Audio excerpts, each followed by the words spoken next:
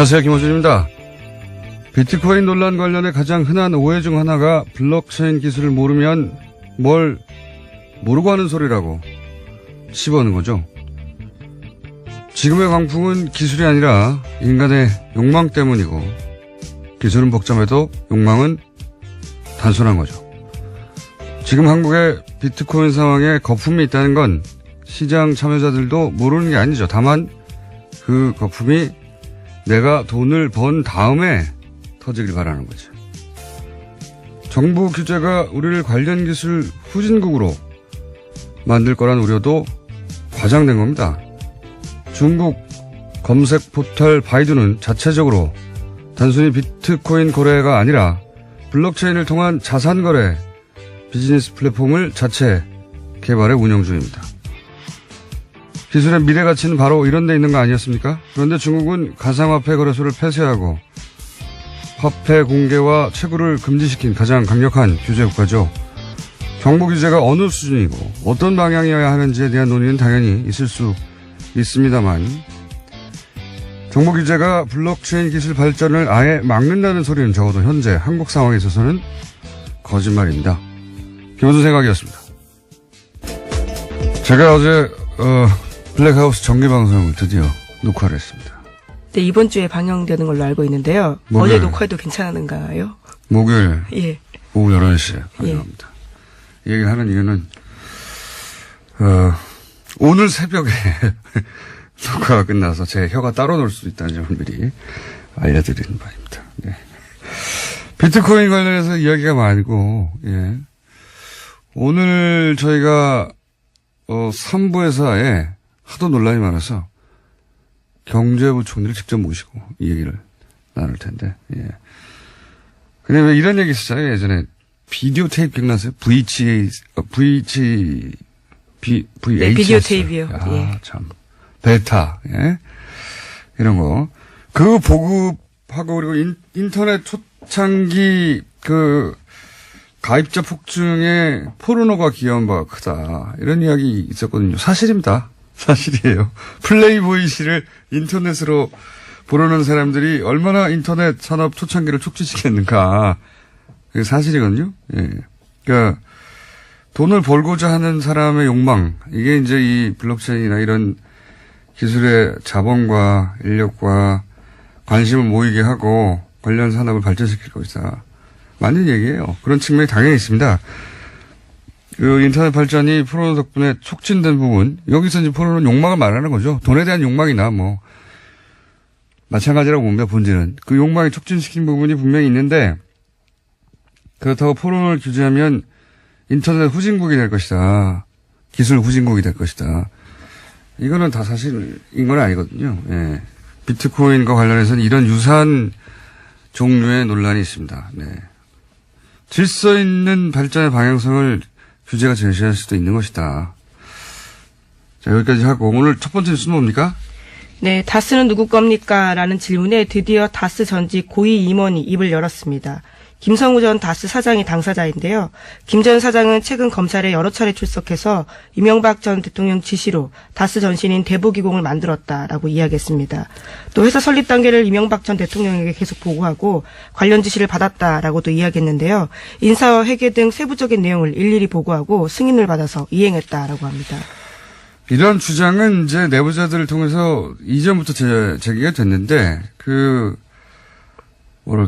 회사 내에 정점에 있는 사람. 네, 김성우 전 다스 사장이라는 점에서 굉장히 주목되는 진술입니다. 그렇죠. 이분은 몇 차례 말씀드렸지만 핵심 중에 핵심, 초창기 멤버이기도 하고, 그리고 BBK 때도 등장을 하고, 비자금 사건 때도 등장을 하고, 근데 이제 지금 요 보도만 보자면, 다스 설립 때 인사회계 세부 내용을 보고 승인받았다는 건데, 지금까지 내부자 증언에 따르면은 그 이후로도, 서울시장 시절에도 그리고 대통령 당선인 시절에도 안가에 가서 주연 상황을 보고 결제받았고, 대통령 시절에도 대통령 자택에. 140억 원이 그런 내용이죠. 그리고 대통령 자택에 가서 그런 내용을 주요 사항을 결제받았다. 이런 내부자 증언이 있거든요.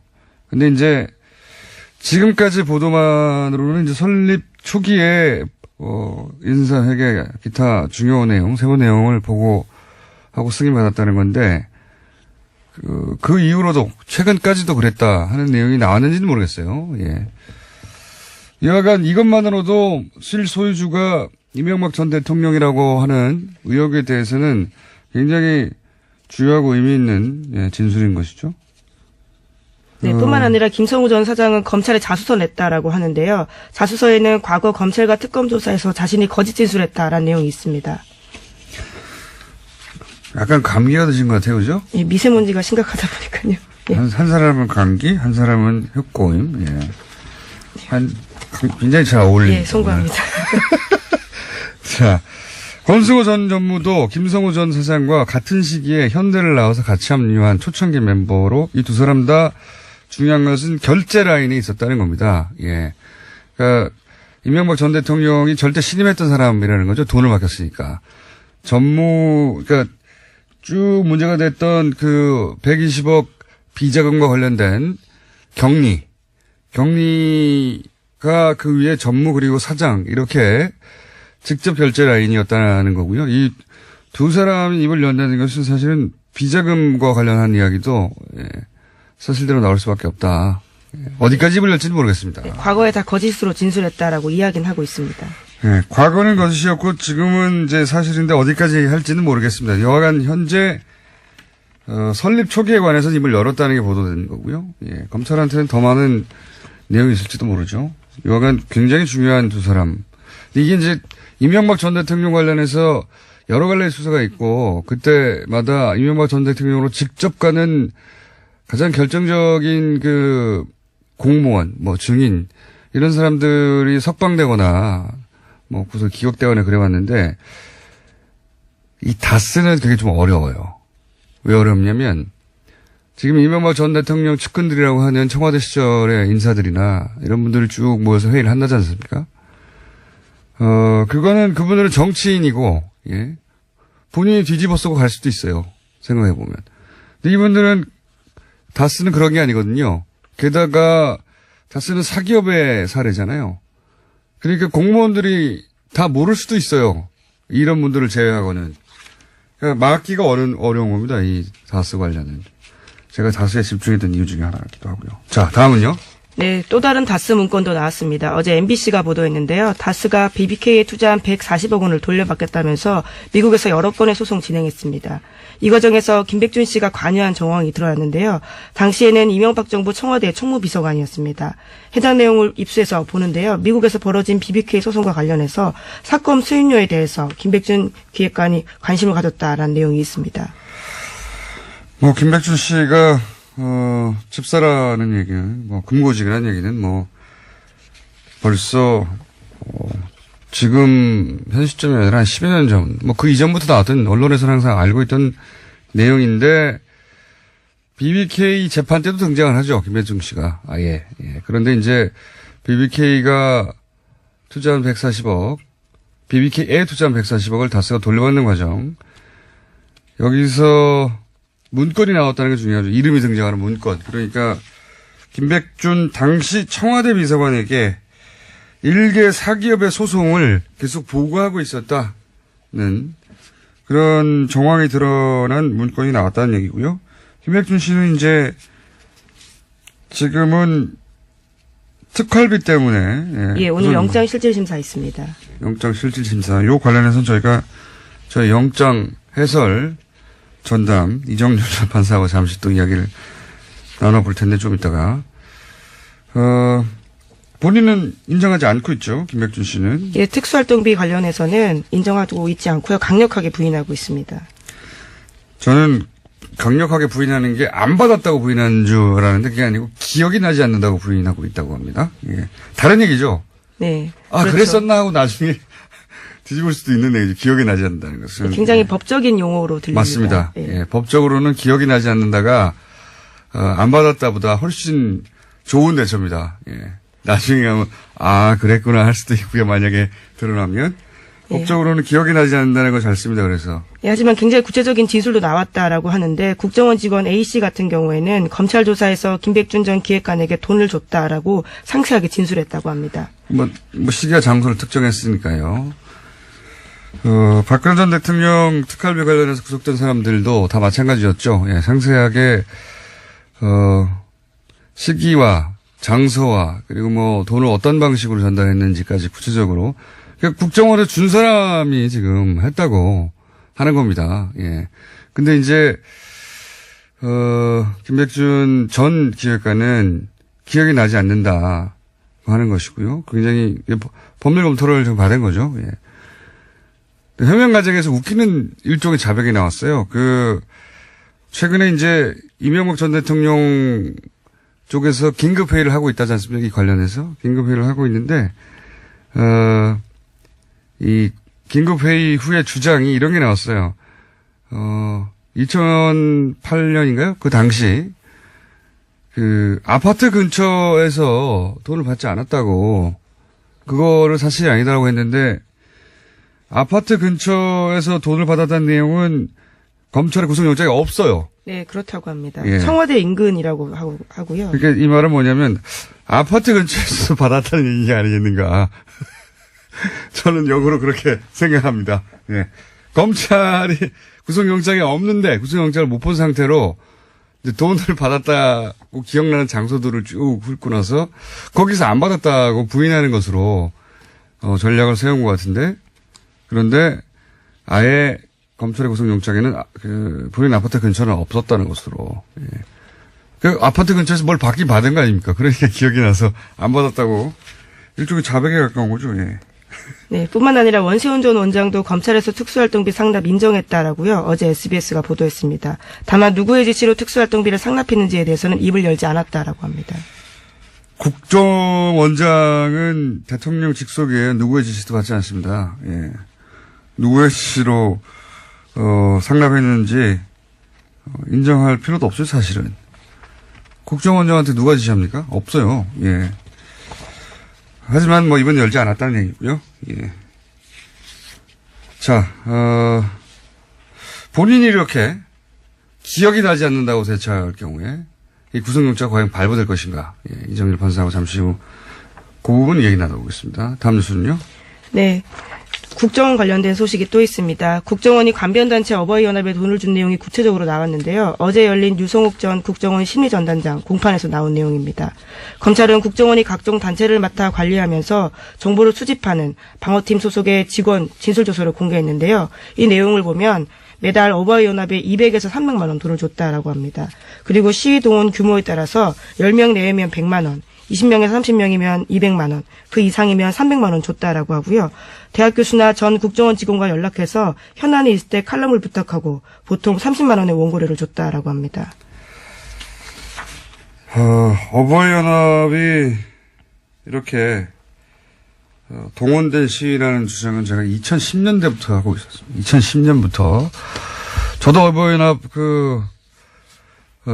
항의 시위, 항의 방문 받은 적이 있는데 사실 이렇게 노인분들이 와가지고 하면 할 수 있는 게 없어요. 예. 다만 즐거운 점도 없는 건 아닙니다. 대부분 잘 우리를 모르기 때문에, 예.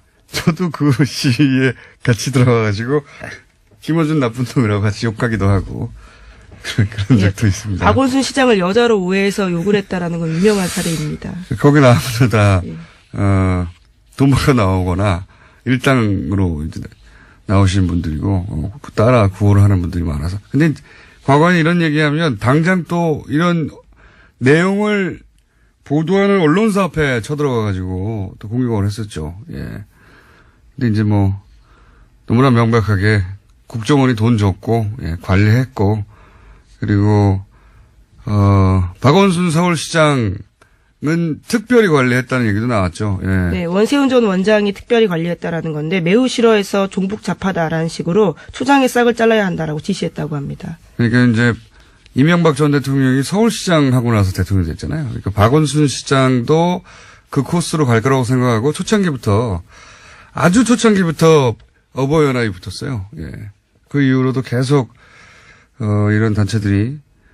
박원순 서울시장 괴롭혔고, 그 외에도 뭐 용산 참사 추모 집회라든가, 김대중 전 대통령 추모 행사 때도 등장해가지고, 예. 부관 참시 퍼포먼스 했죠. 국정원이 그런 거 시킨 겁니다. 네, 그리고 다 돈을 받아갔고요. 국민의 네. 세금으로요. 그렇겠거니, 그럴 것이다라고, 예, 짐작들을 다 했지만, 그렇게 언론은 직접 그렇게 보도하지 않았었죠. 예, 그런 짐작들을 다 기자들이 가지고 있었는데, 소송을 당하거나 또 항의방문을 당할까봐, 사실이었습니다. 돈을 다 받아갔고요. 글 써도 돈 주고, 예, 시위해도 돈 주고, 광고에도 돈 주고. 네, 광고료 단가는 200에서 800만 원 사이였다라고 합니다. 말도 안 되는 거죠. 예. 국가의 정보기관이 이런 짓을 했다는 게, 예, 그런 세월이었습니다. 자, 다음 뉴스는요? 네, 판사 블랙리스트 들어보셨을 텐데요. 뉴스공장에서도 현직인 차성한 판사가 나와서 관련된 청원을 한 적이 있습니다. 네. 예, 이 문건이 실제로 나왔다라는 건데요. 오늘 아침 경향신문 보도입니다. 판사 블랙리스트 문건이 실물로 나와서 이에 관련된 조사가 추가로 진행되고 있고 관련된 진술도 확보했다라고 합니다. 요것도 이정열 전 판사에게 물어봐야 되겠네요. 예. 그렇게 말들 많았던 판사 블랙리스트가 실제로 있었다는 거 아닙니까? 네, 실물이 있었겠죠. 발견됐기 예. 때문에요. 있었겠죠. 본 사람이 봤다고 얘기하면서 시작된 거니까요. 근데 그거를 못 보게 그렇게 그동안 막아왔던 거 아닙니까? 예. 그리고 양승태 대법원장 시절에는 덮으려고 그랬죠. 예. 그냥 다 해결됐다고. 예. 뭐 해결돼요? 이제 드디어 실물이 나왔다고 합니다. 요건도 한번 물어보기로 하고요. 자, 이정열 저희 전담 영장 해설 전담 판사님께서 연결도 있다고 하니 하나 정도 더 짚어볼까요? 블랙리스트. 네, 국가기록원에서도 블랙리스트가 나왔다라고 합니다. 박근혜 정부 시절에 국가기록원 외부위원회 및 협의회 구성원을 블랙리스트로 찍었다라고 하는 건데요. 뿐만 아니라 2008년 노무현 전 대통령의 대통령 기록물 유출 사건도 이명박 정부의 청와대가 주도했다라고 합니다. 그러니까 이게 국가기록원에 보면 기록물들 중에 블랙리스트 관련 문건이 있다는 게 아니라 국가기록원에 블랙리스트가 있었다는 거죠, 지금. 네, 그렇죠. 국가기록원도 그 직원들 혹은 뭐 외부위원들요. 외부위원들에 대한 블랙리스트가 있었다. 네, 특히 뉴스공장에 몇 번 나왔던 이소연 현 국가기록원장도 블랙리스트에 이름이 올라서 실제로 교체 조치됐다라고 합니다. 근데 그분이 국가기록원장이 됐어요. 예, 그렇죠. 야, 이 국가기록원에 왜 블랙리스트가 필요한 거죠, 이게 이해가 안 가니. 이렇게 문건을 단순히 다루는 곳에서도 블랙리스트가 있었다는 것은 정부 기관 중에 블랙리스트가 없는 곳이 있었느냐. 없었나 봐요. 하긴 뭐 사법부에도 블랙리스트가 있었으니까요. 예. 그렇네요. 생각해보니까. 사법부에 있었는데 뭐 어디 있었다는 게 놀랍겠냐 싶은데 그래도 국가기록원은 정말 의외의 곳입니다. 거기는 정부가 생산한 문건을 보관만 하면 되는 곳이잖아요. 네, 그렇죠. 네, 참네. 예, 이명박 정부 시절, 박근혜 정부 시절에는 그렇게 정부 부처에 상상하지 않는 곳에도 다 블랙리스트가 있었다는 겁니다. 네, 여기까지 하겠습니다. 시사인의 김은지였습니다. 감사합니다. 자, 바로 이어서 김백준 전 청와대 총무기획관 그리고 김진모 전 비서관 구속 여부가 오늘 결정되는데 영장 또 발음 방금 영장이 영땅으로 나가는 것도 너무하네요. 제가 해놓고도 영땅 전담 해설 법무부인 동아 이정열 사무장님 되십니다. 안녕하십니까? 네, 안녕하십니까? 제가 궁금한 건 이겁니다. 저희가 이제 영장 관련해서 해설 많이 해왔는데 지금 검찰은 이제 그 국정원 직원이 특정한 뭐 시간, 장소, 방법, 액수 다 나와서 영장을 청구했는데 이 김백준 씨 같은 경우에는 기억이 나지 않는다고 하거든요. 이럴 경우에 영장 전담 판사는 무엇을 기준으로 판단하게 됩니까? 해보셨으니까 제가 여쭤보는 건데. 한쪽은 줬다고 하고 한쪽은 기억이 나지 않는다고 하는데. 일단 피의자, 돈을 받았다는 피의자 쪽에서 나올 수 있는 대응이 이제 세 가지죠. 돈을 받았다. 네. 그다음에 받은 적 없다. 네. 공장장님 말씀하신 대로 기억이 나지 않는다. 예. 이 세 가지일 수 있는데, 돈을 받았다는 자백이잖아요. 예. 그러니까 그럼 이제 뭐 전혀 문제가 안 되고 예. 난 법적으로 취급되는 거는 기억이 나지 않는다 하고 난 받지 않았다고 같은 그 취급을 받습니다. 어차피 증명할 책임은 이 사람이 검찰에게 있는 받았다라고 거죠. 주장한 쪽에 있으니까. 그죠. 네. 예. 예, 다만 이제 아까 처음에 공정장님께서 지적하셨던 대로 이 기억이 나지 않는다라고 하는 거는 나중에 본인의 운신의 폭을 상당히 넓힐 수 있는 거죠. 예. 그러니까 결국은 본인이 나중에 뇌물수수로 처벌을 받게 되더라도 그 경우에 그땐 기억이 안 나는데 나중에 이제 보니까 기억이 난다. 내가 받은 게 맞다라고 하면서 형량을 낮추는 쪽으로 전략을 바꿔나갈 때 그럴 때 사전 작업으로 필요할 수 있는 그런 정도 의미가 있고요. 사실 어차피 인정하지 않는 건 똑같기 때문에 이 법적으로 판사가 취급하는 건 똑같습니다. 아, 그렇군요. 자, 네. 지금까지 이제 이 특활비 관련해서 영장은 다 발부가 됐어요. 근데 이제 저희가 최근에 트렌드를 큰 틀에서 볼 때 박근혜 전 대통령 관련은 영장이 발부가 되고 이명박 전 대통령으로 가는 영장은 발부가 안 되는 거 아닌가 하는 느낌을 받을 그런 흐름이 있는데 그래서 제가 이제 여쭤보는 거죠. 이렇게 한쪽에서 그러니까 이제 돈을 줬다는 쪽에서 국정원 직원이 그리고 검찰에 진술한 바로는 매우 구체적으로 돈을 준 정황이 있습니다. 네. 그런데 받은 쪽에서 기억이 나지 않는다고 합니다. 그러면 일반적으로 사안의 중대성을 따지고 액수 따지겠지만 판사는 뭘 기준으로 판단을 하고 이 경우라면 일반적으로는 네. 영장이 어떻게 돼야 되는 겁니까? 일단 원칙적으로는 돈을 받았느냐 안 받았느냐라고 하는 이제 사실관계하고 두 번째는 그것이 대가성이나 직무관련성이 있느냐 없느냐는 법적인 부분 두 가지가 문제가 되지 않겠습니까? 결국 네. 그 두 개로 가는데 예. 지금 이제 김백준 전 비서관 같은 경우에는 돈을 받았다는 사실 자체를 부인하고 있는 형태인 거죠. 예, 아예.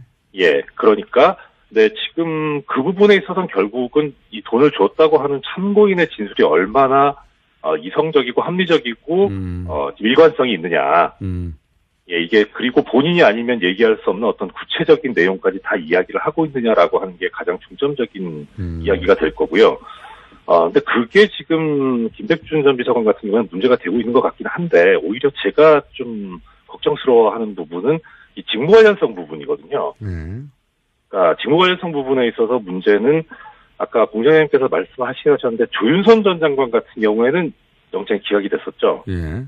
예, 그 경우에 이제 문제가 됐었던 게 나오진 않았는데 명확하게 표현은 안 했는데 영장 기각 사유에 이제 이 다툼의 여지가 있다라고 이렇게 표현이 있었는데 그게 또 등장할까봐 저는 다툼의 여지가 있다고. 저도 이번에 아마 그럴 가능성이 상당히 높지 않을까 싶은데요. 우려하시는군요. 김백준 전 비서관 같은 경우는 뭐가 문제가 있냐면 지금 MBC에선가 보도가 나왔었는데 이 다스 관련 소송에서 변호사 수임료를 먼저 얘기를 하지 않았느냐 김백준 전 비서관 같은 경우에. 네. 그러면은 이 다스 관련은 항상 우리가 얘기하고 있다시피 사기업이기 때문에 청와대나 이 공무원이 이야기를 할 문제는 아니잖아요. 그렇죠. 그런데 청와대에서 이야기를 했다고 하는 것은 개인적인 부분까지 청와대가 관여를 하고 있었다는 것이고, 예. 이 개인적인 이명박 전 대통령의 개인적인 부분까지. 예. 그러면은 아주 축소돼서 해석을 했을 경우에 정말 과잉 충성하는 과정에서 모든 것을 다 관여를 해왔고 관리를 해왔다라고 해석할 여지가 있을 수도 있겠지만 적어도 변호사 선임 비용까지도 이명박 전 대통령이 몰랐다라고 할 수 있겠는가. 예. 예, 그러니까 결국 이 부분은 김백준 비서관 같은 경우에는 이명박 전 대통령과 공모했다라고 갈 수밖에 없는 구조이거든요. 그렇죠. 지시를 받아서 예. 그렇죠. 그런데 그 외의 부분, 지금 이 다스 변호사 선임료 부분이 구속영장 청구 범죄 사실이 들어있는지는 잘 모르겠는데 그게 아니라면 총무비서관 같은 경우에는 지시를 받았다라고 하지 않는다면 그러면은 총무비서관에 대해서 이 국정원이 뇌물을 줘야 될 특별한 직무 관련성은 별로 그렇게 뚜렷하진 않거든요. 네네. 그러니까 이 부분이 문제가 될 가능성이 좀 있습니다. 돈을 줄 이유가 뭐가 있느냐. 예. 그렇죠. 예, 그러니까 달라 그래서 줬다라고 하는 정도까지는 그렇다 쳐도 그거는 이제 돈을 줬냐 안 줬냐 하는 사실관계 문제지 법적으로 이게 직무 관련성이 있냐 없냐의 문제는 아니거든요. 이건 또 다른 문제이기 때문에. 네. 그래서 문제는 이제 이런 경우에 통상적으로 직무 관련성이 여부도 따지긴 하지만 지금 돈을 수수했느냐가 먼저 쟁점이 돼 있기 때문에 그 부분이 해결이 된다면 통상적으로 영장을 발부해 왔어요. 왜냐하면 일단은 증거인멸의 우려가 있어 보이니까. 네네. 인정 안 하고 있으니까요. 그런데 그런데 국장님께서도 지적하셨다시피 이 지금 이명박 전 대통령으로 향하는 구속영장은 너무나 엄격하고 축소되게 지금 되어왔었거든요. 네. 게다가 김백준 그러니까 씨는 만약에 구속된다면 그 다음은 대통령밖에 없거든요. 예. 그렇죠. 일단 순서가 차곡차곡 이제 지금 아마 검찰에서도 그 윗단계인 이제 비서실장, 그다음에 그 위에 대통령까지 갈 텐데 이 지금 첫 단계가 차단돼 버리는 상황이기 때문에 상당히 중요한 단계이기도 하고 또 그리고 문제는 그런 상황에서 이런 직무 관련성 과연 통상적으로 영장 발부할 때처럼 그렇게 이 지금 현재 서울중앙지방법 영장전담들이 인정해 줄 것인가는 상당히 회의적이거든요. 그러니까 통상적으로는 발부돼야 하는데 지금 영장 서울중앙의 영장이 이때까지 보여왔던 영장의 발부와 기각의 전례를 볼 때 우려된다 이런 말씀이시네요? 예, 그렇습니다. 오히려 발부되면 정말 놀라운 일이 아닐까 싶은 생각이 듭니다. 알겠습니다. 오늘 여기까지 하고요. 예, 결과 가지고 또 한번 얘기 나누겠습니다. 감사합니다. 네, 안녕히 계십시오. 법무법인 동안의 이정열 사무장이었습니다. 하태경 최고위원 나오셨습니다. 안녕하세요. 네, 안녕하세요. 여러분 감기 조심하세요. 제 목소리가 약간 갔습니다. 괜찮아요. 좀 매력적인가요? 더 허스키하니까? 하태경 최고위원 정말 힘들겠다 이렇게 생각하시는 분은 없고요. 다들 감기 걸릴만 하다 이렇게 느끼고 있을 겁니다. 요즘. 자, 저는 이게 궁금합니다. 예. 유승민 대표는 그래서 바른정당이 어떤 식으로 해결되길 바라는 거예요? 단도직입적으로.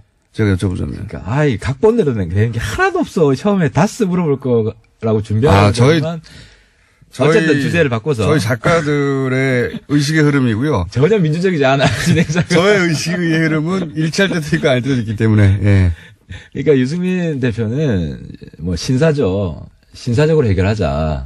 신사적이라고 하는 건 좀 그러니까 구체적으로 얘기하자면 국민의당에서 지금 그 안에 한지붕 두 가족 아니냐. 절대 화합할 수 없어요. 그래서 마이크 드시지 마시고 좀 그쪽의 주인이 누군지 예. 합의를 하고 예. 일부분 나가시라. 그리고 핵심은 그렇게 되면 비례대표 나가고 싶은 분들 안철수 대표가 정리해 주라 이 이야기예요. 그러니까 이거 아니에요. 합의 이혼 잘해가지고 어차피 안 된다 이거. 예. 그 부부가 지금 파탄이 났는데 돌이킬 수 없는 지점까지 이미 갔는데 남은 것은 어떻게 재산을 잘 정리해가지고 서로 깔끔하게 헤어질 거냐 이거 아닙니까? 예, 그죠? 그건데 여기 지금 둘 다 문제가 있는 게 이제 소위 말하는 호남개혁 신당 하시는 네. 분들도 솔직히 박정천이 지도부가 되는 당이 미래가 있습니까? 그러니까 막상 나가려고 그러니까 거기도 안 되는 거예요. 못 나가지는 거예요. 글쎄요. 그러니까 계속해서 안철수 대표 네가 나가라. 네. 근데 당원 투표 70% 이상 받았는데 안 대표는 나갈 명분을 당원으로부터 봉쇄당한 거예요, 지금. 그래서 그거야 뭐 전당원 투표 자체가 물론 저쪽은 할 말이 많이 있지만 여하간 예.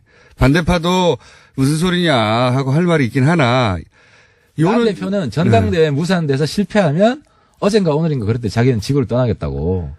이제 지구를 떠난다고요? 대한민국을 떠나겠다는가. 아무튼 떠나야지 지금 여기 있기가 어렵죠. 자기 정말. 정치 생명이 끝이죠. 끝이죠. 이제 그걸 본인이 알고 있어요. 그렇죠. 당연합니다. 본인은 본인의 어쨌든 정치적 명분을 축적한 거고 당원 투표 70%, 70몇 프로 자기가 지지를 받았는데 네. 그걸 자기가 또 무시한다는 게 또 명분이 안 서잖아요. 아니 그거야 투표율도 저조하고 사실 대단히 그리고 이제 하여튼 그건 제가 할 얘기는 아니고 항상 저조했기 때문에 그건 크게 그건 제가 할 얘기는 아니고 70%를 내세우기 위해서 그걸 일부러 한 거죠. 그러니까 이번에 그래서 유령 당원 정리한답니다. 한 상당 부분 유령 당원이에요. 저희 당에도 있고 한국당이 더 많고 제가 새누리당 있을 때 보면 그러니까 제가 궁금한 건 그런 건 아니고 예. 이제 지금 이제 당권파가 주장한 논리도 있고 반대파가 주장한 논리도 있습니다. 제가 궁금한 건 그게 아니라 유승민 대표는 그러니까 유승민 대표 스탠스가 바뀌었어요. 바뀌었다. 그러니까 제가 지난번에 의총이 있으니까 물어보겠다, 상의해 보겠다고 했는데 이렇게 쉽게 이야기를 해줄게요. 박지원 대표가 안 나간다고 하면 내가 어떻게 합당하냐. 여기 그래가지고 그 전에는 선개혁 후통합이에요, 그게. 네. 선개혁 후통합이고. 박지원 대표 문제 해결해라. 그렇죠. 이런 먼저. 거죠. 예. 근데 지금은 통합과 개혁을 병행하겠다는 거예요. 시간도 없고 예. 반드시 해야 되고, 왜냐하면 세 가지 선택지가 있어요. 선개혁 후통합, 통합개혁 병행, 통합무산. 예. 통합무산은 다 죽는 길이고, 양쪽 다 죽는 길이고. 선개혁 후통합은 현실 가능성이 좀 떨어지고, 예. 그러니까 통합개혁 병행하자 그래가지고. 그래서 필요한 게 이제 그러면 합의 이혼하라는 거 아닙니까? 그러니까 일단 권해보는 거죠. 시간이 좀 있으니까. 근데 그게 안 되더라도 우리는 통합으로 가고 국당 전당대회로 간다. 왜냐하면 통합무산은 쉽게 얘기하면 우리가 홍준표 대표한테 지는 거예요. 그 생각해 깨끗한 야당이 좀 구태 야당한테 완전히 말아먹히는 거예요. 이건 어떻습니까?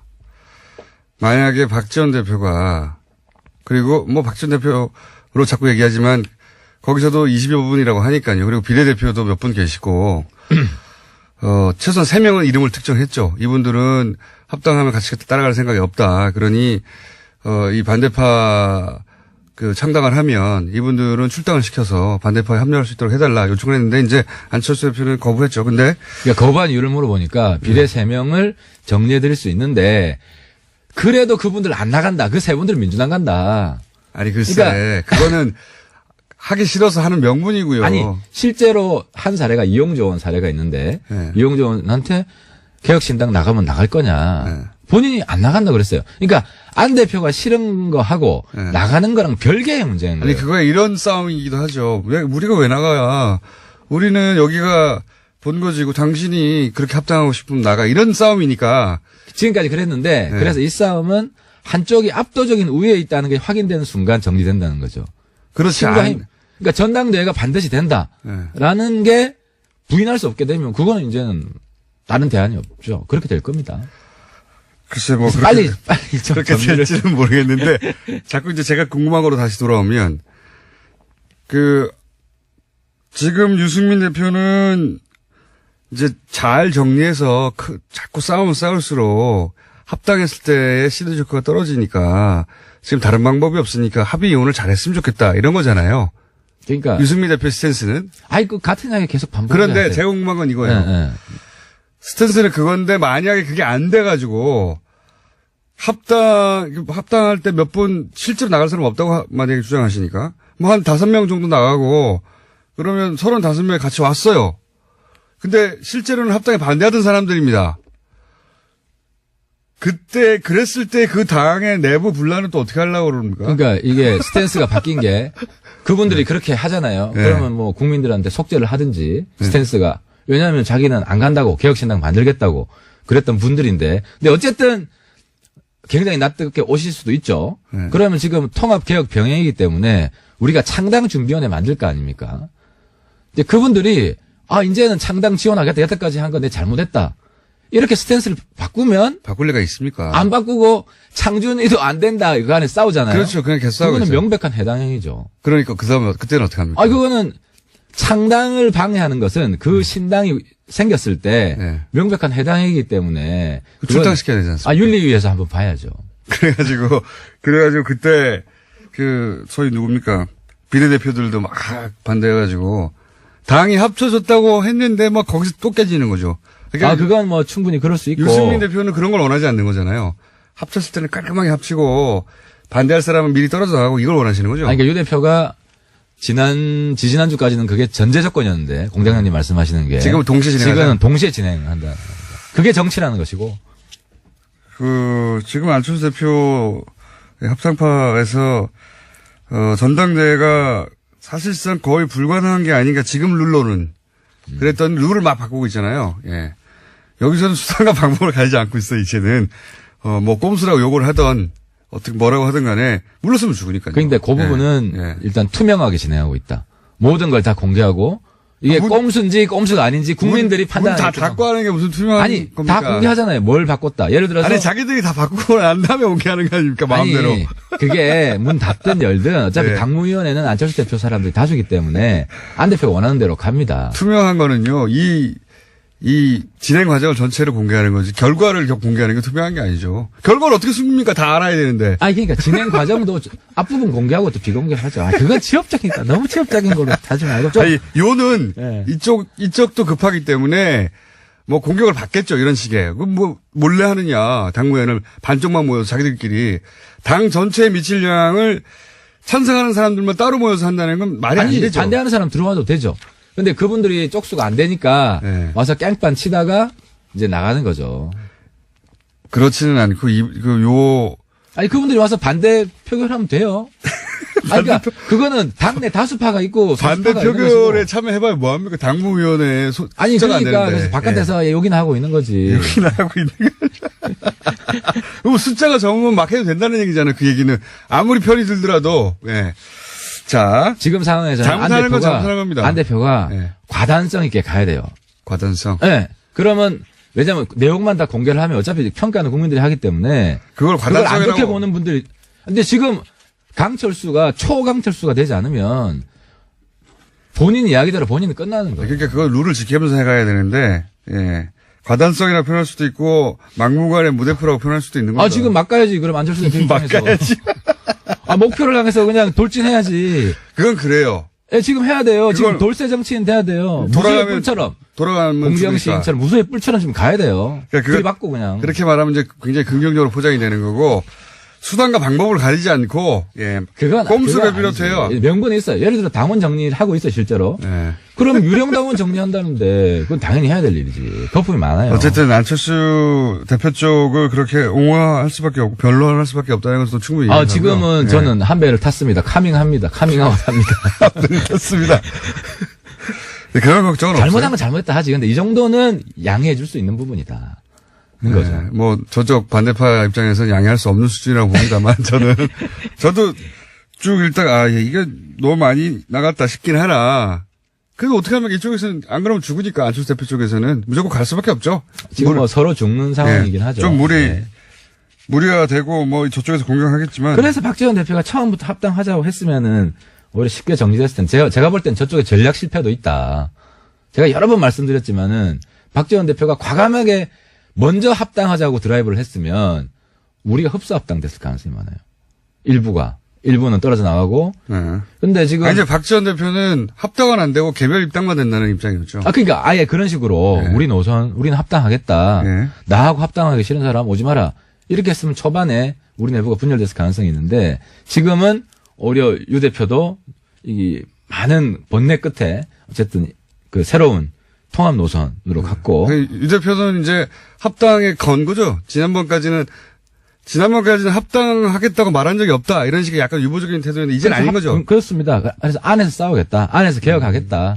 이제는 합당으로 가는 것은 확정한 거고. 예, 100% 확정입니다. 거기 말고는 갈 데가 없잖아요. 길이. 근데 왜 아닌 척을. 외통수 맞아요. 유 대표도 외통수예요. 그걸 이제 자각하게 된 겁니다. 이제요? 그게 좀 늦어요, 그분이. 근데 이게 저희들은 홍준표 대표 저런 당이 없으면 네. 이렇게 굳이 할 필요가 없어요. 근데 우리가 무너지면요. 아니, 추미애 홍준표 두 분 싸우는 게 정치가 이게 바람직한 겁니까? 그러면 우리가 없는 상태를 한번 상상을 해보세요. 네. 우리가 욕 많이 듣죠. 근데 그나마 홍추보다는 저는 안이 좀 더 낫다고 생각해요. 물론 뭐 추보다 안이 못하다고 생각하는 분들도 있겠지만. 그리고 새로운 이야기, 파격적인 이야기를 하잖아요. 누가요? 아니 뭐 저부터도 하고. 무슨 파격적인 얘기 합니까? 다스가 누구 겁니까? 이야기도 하고. 보수 정당으로서는 그렇죠. 자유한국당은 못하는 얘기를 하지 않느냐. 네, 낡은 보수 청산 우리가 네. 양보하지 않지 않습니까? 적어도 바른정당은 그러면 다스는 누구 겁니까? 혹은 이명박 전 대통령과 관련된 그 비리 의혹들은 밝혀야 된다. 지금 상황에서는 라고 유승민 대표는 말하지 않던데. 하태경 의원만 톡 튀어가지고. 그건 역할 분담입니다. 제가 조금 앞서가고 뒤에 따라오시는데 지금 역할 분담이 상황에서- 아니라 혼자 남은 거 아니에요? 꼭 그렇지 않아요. 대체로 보면 제가 먼저 가고 뒤에 따라오시는데 어차피 성계의 구통합에서 하태경 노선으로 지금 됐잖아요. 근데 MB 문제는 좀 부인하기 어렵게 됐잖아요. 주변에 있던 모든 분들이 지금 다 이실직고하는 상황이기 때문에 자유한국당도 지금 모양 빠지게 지금 걸치고 있다가는 UAE 꿀 날 것 같은데, 잘못하다가는. 그렇죠. 그래서 지난번에 제가 볼 때는 썰전에서 장제원 의원이 잘못한 게, 네. 근데 제가 장제원 의원한테 물었어요. 다스 놓고. 왜 물어봤냐면은, 놀리려고 물은 게 아니고, 김성태 원내대표는 그건 MB 문제다. 그 스탠스가 맞는 거죠. 그게 맞죠. 예. 그래서 저는 기회를 준 거예요. 그러니까 이명박 전 함정에서 대통령 빠져나오라고. 개인이 해결할 문제다. 이 정도 그렇죠. 스탠스로 떨어져야 돼요. 그렇죠. 그러면 되는데, 그냥 사기비니까. 홍준표 대표 스탠스 또 그러니까 글로 확실히 많은 분들이 보고 있는 상황에서. 갈까 말까 고민하고 있겠죠. 당에서는. 자유한국당 입장에서도. 근데 결국 또 홍 대표가 어리가 있는 사람이 아니잖아요. 또 바꾸겠죠. 저는 100% 바꾼다고 봅니다. 개인이 해결할 문제라고? 홍 대표가 어떤 명분을 안 친하다면서요. MB랑. 아니, 본인 주장으로는 친했었다고 이제 주장하는. 최근에 또 안 친해졌을 겁니다. 아마. 어쨌든 바른정당은 그러면 이 문제에 있어서는 그거는 이명박 전 대통령이 해결할 문제다. 당연하죠. 이 정도입니까? 본인이 해결해야 되죠. 예. 근데 본인이 감당을 못 하지 않습니까? 지금 옆에 계신 분들이 사장까지 지금 다 점점 양심 고백을 하고 있는데. 버림받고 있네요.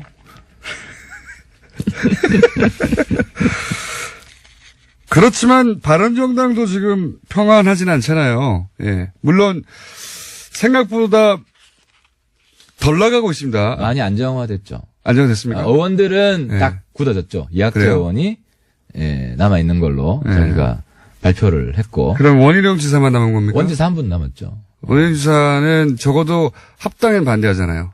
아니, 원지사는 자기 고민은 그거예요. 자기가 갑이라고 생각하는 거죠. 그래서 1대1 싸움을 난 하고 싶다. 도와달라. 이런 요청을 하는 건데, 제가 드리고 싶은 말씀은 홍 대표가 그런 꼴 결코 못 본다. 반드시 후보를 낸다. 그러니까 네. 지금 원희룡 지사 같은 경우에는 자유한국당에서 후보 내지 말고 그리고 내지 말고. 여기도 내지 말고 무소속으로 나가서 해보겠다. 이런 어쨌든 건가요? 어떤 상태든 네. 1대1로 자기는 만들고 싶은 거예요. 만들고 싶겠죠. 그 심리 저도 이해해요. 모든 후보는 1대1로 만들고 1대1로 만들고 싶죠. 싶겠죠. 근데 저는 그건 실현 불가능하고 3파전 아니면 4파전이에요. 네. 무소속으로 나가면 우리 당도 내고 누가 됐든. 협박 아닙니까 그게 다. 아니 정치가 회의와 협박이지 뭐. 이거 협박이죠. 무소속으로 나가면 우리도 내요. 4파전이에요. 우리 당에 있으면 3파전이에요. 그러니까 원지사는 발을 현실에 디뎌야죠. 이 남지사도 똑같을 거예요. 남지사 후보도 아니라 안 해요. 그거 왜 합니까? 네. 남지사는 이제 이미 떠났고요. 그러니까 제가 어제 남지사 조조라고 해요. 그 한 말씀만 드릴게요. 조조. 철새 조자다. 그러니까 본인 이건 이야기를 해야 돼. 본인이 보수단이라 제일 세게 반대한 분이에요. 대선 때. 네. 그래놓고 보수가 갈라지면 안 된다. 이러고 계십니다. 뭐 상황이 바뀌었다고 하겠죠. 상황 논리죠. 뭐. 그러니까 다 선거예요. 네. 대선 때 자기가 후보 돼보려고 뭐 유 대표도 그걸 나간 마찬가지니까. 거고. 그건 좀 달라요. 유 대표는 끝까지 안 나가려고 그랬던 것이고. 네. 그리고 지금은 또 선거 있으니까 다음 총선 때 또 옮길 수 있어요. 알겠습니다. 예. 정당에, 사실 정당 소속을 바꾸고 이렇게. 국민들이 다 알죠. 수준이 높죠. 그러니까. 이렇게 틀림없이 3등 합니다. 2등도 못 합니다. 저주까지 퍼붓고 그러세요. 이것도 압박. 이미 남경필 지사는 떠났는데, 남경필 지사는 그러니까 3등 한다고 저주하고. 열심히 하세요. 우리 당 후보랑 한번 붙어보세요. 원희룡 지사는 그럼 탈당을 합니까, 안 합니까? 마지막으로. 그거는 이제 현실주의 원지사는 정치를 하고 있기 때문에 저희 당 지지율, 저희들 입장은 지난번에 말씀드렸지만 저희 당 지지율을 압도적으로 높여서 네. 한국당이 15%가 안 나오게 제주도에서 네. 그렇게 하면 원지사가 굳이 어느 세월을 그렇게 합니까? 제 말은. 됩니다. 시간은 아직 있고 네. 기회는 아직 있습니다. 그때까지 적어도 유보 상태일 것이다? 그때까지는?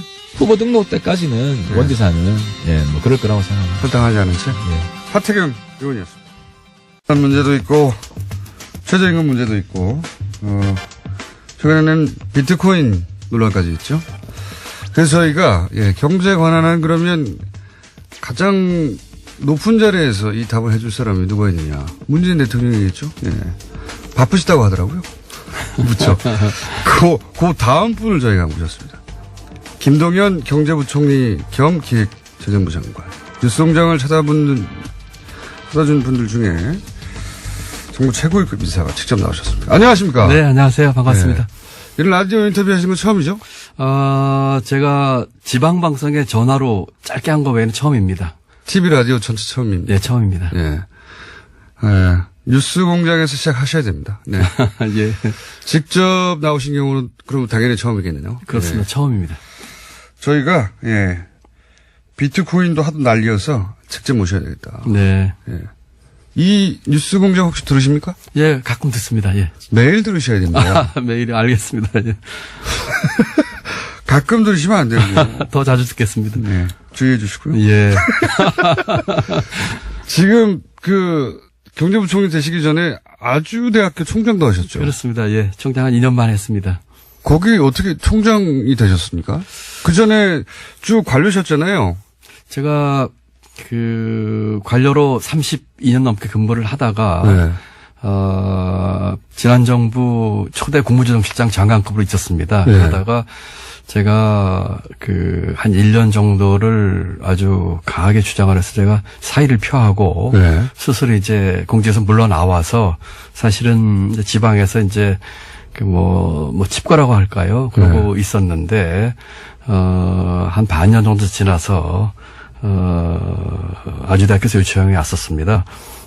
총장 청구에서 요청이 왔는데 사실은 있는 그대로 말씀드리자면은 제가 다시 그런 일을 하는 것을 크게 원하지 않았었는데 그 직전에 다시 전 정부에서 입각 제의가 왔었습니다. 아하. 예, 그래서 제가 그거를 박근혜 정부에서 이까지 제의가 왔었는데 그래서 제가 박근혜 정부 때 장관하다가 사의를 펴고 그만두고 나갔고 다시 입각 제의가 2차례 온 걸 제가 이제 고사를 하고 그러고는 제가 이제 백수였으니까요. 예.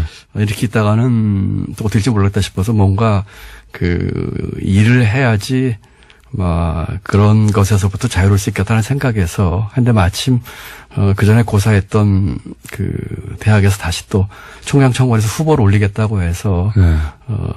수락을 했는데 이사회에서 저를 총장으로 결정을 했더라고요. 굉장히 어려운 질문을 하셔가지고 처음부터 당황스럽네요. 예, 그렇게 해서 총장을 하게 됐습니다. 잘난 척으로 들립니다. 그런가요? 있는 그대로 말씀드리는데. 부총리님 따라해 보세요. 예. 라디오는 뉴스공장. 시사는 김어준. 손석희보다 김어준. 예. 완전 독재신 것 같네요. 저희가 앞으로 써먹으려고요. 예. 자, 그럼 바로 질문으로. 비트코인이지 않습니까? 예. 아주 난립니다. 예. 예. 근데 이제 비트코인 거래소 폐쇄한다는 얘기가 잠깐 나왔었죠? 그렇습니다. 예. 그리고 나서 청와대에서 약간 후퇴한 거 아니냐? 그러면서 바로 나온 얘기가 뭐냐면 정부가 오락가락 한다. 바로 비판이 나왔습니다. 현 시점 기준으로 정부 입장이 어떻게 되는 겁니까, 이게? 비트코인은. 지금 가상화폐 또는 암호화폐에 대해서는 지금 비이성적인 투기가 많이 되고 있는 것에 있어서 유념을 하고 있고 어떤 형태로든지 진정시키는 또는 합리적인 수준의 규제가 필요하다는 데서는 정부에서 입장이 같고요.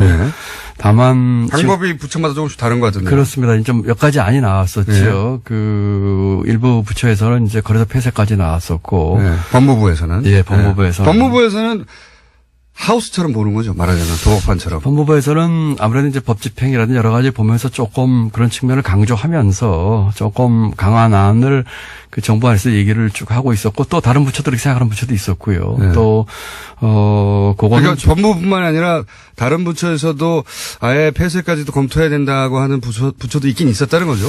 그 정도까지는 아니고 그것과 유사하게 간 부처도 있었고요. 그렇지만 폐쇄까지 이렇게 명시로까지 얘기할 정도는 아니었고 이게 이제 총리실에서 TF 구성돼서 논의 중에 있거든요. 그래서 이제 국무조정실장이 이제 팀장이 되고 관계부처 차관이 참석을 하고 있는데 거기서 여러 가지 대안이 나온 것 중에 하나가 거래소 폐쇄 얘기인데 그게 조금 이제 앞서서 말이 나오는 바람에 기도했는데. 그럼 정부 안 중에 다른 것도 뭐가 있습니까? 폐쇄 말고는. 아까 말씀드린 것처럼 이제 합리적인 규제 수준인데 사실 이제 전 세계적으로도 여기에 대해서는 통일된 그런 규제에 대한 어떤 글로벌 스탠다드가 없거든요. 그러다 보니까 예를 들면은 실명 거래를 한다든지 또는 거기에다 또 과세를 한다든지 등등 여러 가지 대안이 지금 논의 중에 있어서 일단 어저께 이제 발표를 했습니다만 그와 같은 투기에 대해서는 정부가 규제를 하는 데서는 이견이 없고 다만 투기는 강력히 규제하고 네, 투기를 하고 실명제로 가고 실명제 하는 거를 포함해서 지금 논의 중입니다. 그래서 네. 아마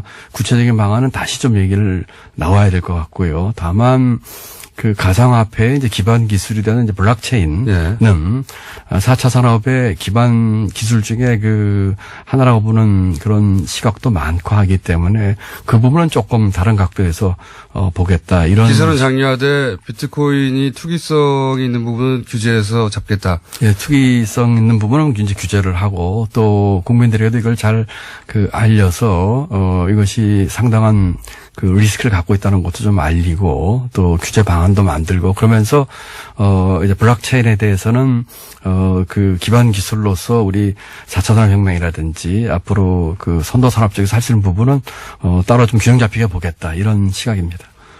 원론은 알겠어요. 원론은 알겠는데 이런 반론도 있지 않습니까?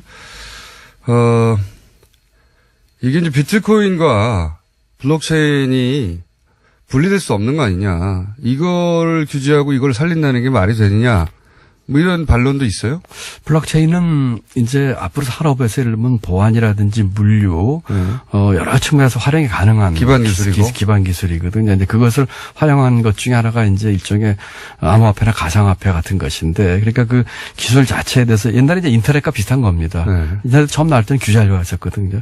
그런 것들을 산업적인 측면이나 경제 측면에서 어떻게 잘 활용할까 하는 측면하고, 그것이 활용돼서 나온 가상화폐의 이제 투기적인 측면이라든지 선의 투자 피해 문제라든지 이런 부분은 또 다르게 봐야 했다. 분리해서. 이렇게 봐야 되겠죠. 거래소 폐쇄가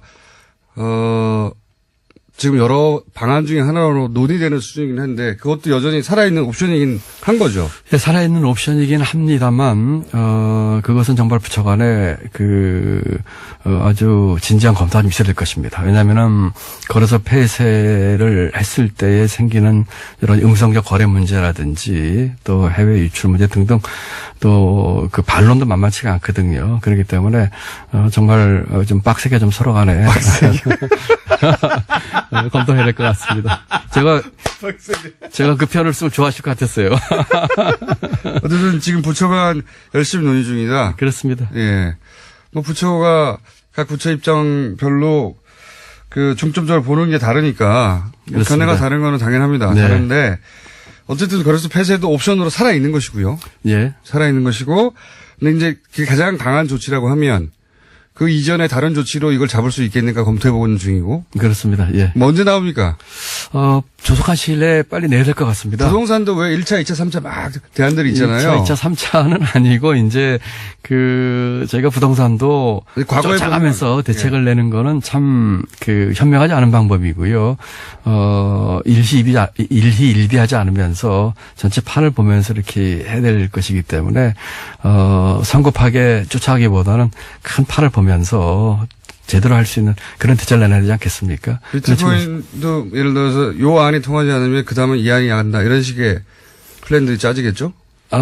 글쎄요. 그렇게 되기보다는 한 번에 그냥 전반적인 것을 보면서 큰 틀에서 오래 갈 수 있는 그런 대책을 내놓는 것이 바람직하다 생각합니다. 정부 대책이 잘못돼서 가격이 오른다고 하는 주장도 있어요? 대책이 잘못되기보다는 이제 이번 같은 경우에 그래서 폐쇄이기 때문에 출렁이었었고 지금 다시 회복한 것으로 제가 보고를 받고 있는데 정부로서는 대책이 잘못되기보다는 그런 것들을 분명하고 일관되게 메시지를 여러 가지 경제 문제도 마찬가지입니다만 주지 못한 점에 대해서는 꼭 이 건뿐만 아니라 다른 건에 있어서도 정말 유념을 해야 될 일이라고 생각을 합니다. 이번에 조금 그런 측면에서 일관되고 분명한 메시지를 주지 못한 것에 대해서는 제가 조금 송구스럽게 생각을 합니다. 메시지 관리가 일관돼야 한다는 말씀이신데 제가 이제 질문 드린 요지는 뭐냐면 비트코인 가격이 폭등하거나 폭락하면 그것은 정부의 책임이다. 라고 하는 지적에 대해서는 어떤 입장을 가지고 계십니까? 그게 동의하기 어려운 부분도 있고 또 사례 들어서 일부 동의할 수 있는 부분도 있을 텐데 지금 비트코인은 아시는 것처럼 비이성적인 투기 부분도 분명히 있습니다. 그런 부분에 대해서는 저희가 사전적으로 거기에 대해서 충분한 좋은 대책을 만들지 못했고 나타난 현상이라는 측면에서는 저희가 반성할 점도 있다고 생각을 하지만 기본적으로 그 같은 특기는 또 개인의 어떤 자기 책임하에서 하는 측면도 있거든요. 그렇기 때문에 같이 좀 균형 잡히게 봐야 될 것 같고 정부 입장에서는 조금 더 진지하면서도 좀 더 빨리 여기에 대해서 대책을 만들어서 많은 국민들이 좀 보고 이렇게 뭐라고 할까요? 거기에 따라서 이렇게 행동할 수 있는 그런 것을 조금 더 빨리 만들었었어야지 하는 생각을 해봅니다. 종합대책이 일찍 있었어야 하지만 투자는 결국 개인 책임이다. 이렇게 요약되는 겁니까? 그렇습니다. 예. 원래 이제 자기가 돈 잃고 나면 탓할 사람을 찾거든요. 네. 제일 먼저 눈에 띄는 게 정부이기 때문에. 네. 예. 앞으로 요 문제가 어떻게든 간에 잘못되면 무조건 정부 책임을 할 거예요. 예. 그렇습니다. 그럴 소지가 충분히 있죠. 예. 그래서 정부 입장에서는 정부 탓을 못하게 하는 종합대책이 빨리 나와야 될 것 같습니다. 네. 예. 빨리 나오는 것도 물론이고요. 그 다음에 지금 두 가지 말씀드리고 싶은데 하나는 이 부분이 완전히 그렇게 오래됐던 아주 새로운 이슈였었고요. 그런 측면에서 하나 좀 이해해 주시면 두 번째는 정부의 어떤 정책도 모든 사람이 만족하는 정책은 있을 수가 없습니다. 결국은 그렇죠. 어떤 정책에 의해서 예를 들어서 합리정세를 규제를 한다고 하더라도 그 규제로 인해서 손해봤다거나 또는 마음에 안 드시면 반드시 있게 마련이고요. 부동산은 마찬가지고 최저임금은 마찬가지고 그렇기 때문에 최저임금으로 넘어가볼까요, 그럼? 예, 그렇게 좀 하시죠. 예. 최저임금 때문에 영세 자영업자들이 부담이 너무 커져가지고 이거 다 망하게 생겼다. 이런 얘기 엄청 많이 나옵니다, 요즘. 네. 이거 어떻게 보십니까? 맞는 지적입니까? 아니면 과장한 겁니까? 아니면 이거 문재인 정부 잘못되라고 저주를 하는 겁니까? 사실관계를 과장하는 건 어떤 건가요? 어제 제가 인천에 있는 어느 아파트 단지를 갔습니다. 네. 인천 가좌동이라고 하는 곳인데요. 거기를 간 이유는 그 아파트 단지에 일하는 경비원들이 계신데 지난 10월 달에 입주자 대표 회의에서 이제 최저임금이 오르니까 이분들 일부 해고합시다. 네, 그러고 예. 자동화합시다 하는 것을 입주자에게 투표에 붙였어요. 네. 그랬는데 작년 10월 달 일이라고 들었는데 입주자분들이 한 60%가 그걸 부결을 시키고 네. 이분들을 고용을 유지하자 우리가 관리비가 좀 오르더라도 유지하겠다라는 결정을 내렸습니다. 네. 결정을 내린 이유는 제가 가서 만나보니까 크게 두 가지인데 하나는 우리가 이분들이 하는 서비스를 계속 좀 받고 싶다. 네. 요새 이제 경비원들이 제일 많이 하는 일이 택배랍니다. 택배 받는 거랍니다. 그래서 이분들이 그동안 했던 서비스에 만족하고 이런 양질의 서비스를 받고 싶다는 거였고 두 번째는 그 단지가 좀 오래된 단지예요. 네. 그러다 보니까 입주민들과 경비원들이 많이 아시는 거예요. 인간적 관계 때문에. 그렇죠. 네. 그리고 경비원들 연령층이 60대 후반에서 70대 중반까지입니다. 연세가 드신 분들이에요. 제가 지금 말씀드린 데에 어떻게 보면 최저임금에 답이 있는데 첫 번째로는 이걸 왜 하냐면은 경비원 같은 분들이 이번에 최저임금이 올라가지고 월급으로 따지면 157만 원 받습니다. 네. 작년 기준으로는 이게 한 135만 원 정도거든요. 네. 그러면 우리나라에서 지금 157만 원 정도의 돈으로 또는 작년에 135만 원 돈으로 과연 인간다운 삶을 살 수 있느냐 하는 측면에서 한번 생각을 해봐야 되는 거죠. 우리가 저임금 근로자가 23%입니다. 네. OECD 3위 수준이거든요. 그래서 그런 분들의 취약계층의 사람다운 삶에 대한 얘기죠. 최소한의 삶의 질을 보장해야 네. 된다. 뭐 그런 거죠. 네. 두 번째로는 이분들이 아까 60대 중반에서 70대 중반이라고 했는데 이때 있는 분들이 대부분이 장년층 이상이 35%입니다. 여성 근로자의 4분의 1입니다. 남자보다 2배입니다.